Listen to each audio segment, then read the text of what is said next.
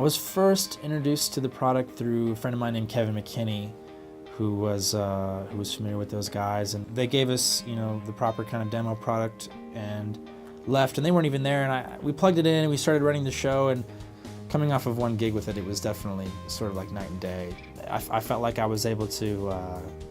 mix the low end stuff a lot higher, and like a general distortion from stuff clipping was gone, and I could turn it up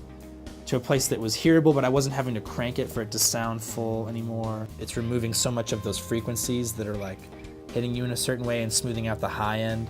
in a way where it's so much less destructive, I think, to that part of your hearing. If you're enjoying what you're doing, then it's easier for the audience to engage. You want consistency for what you're hearing in your ears, because it's those differences that can kind of take you out of the moment and distract you from, the purpose of what you're there to do. So I think how it's really helpful is just giving you something that you can more rely on in your ears, so that you're not having to struggle for a mix or a balance or a level every night, and just, having the security that that's going to be in place. I've got a lot of South by stuff coming up, and hopefully a long career ahead, and I definitely will have the REV33 with me, because it's just going to make things more consistent, and there's nothing really more important to me than having longevity in my hearing, both as a producer and as a live player.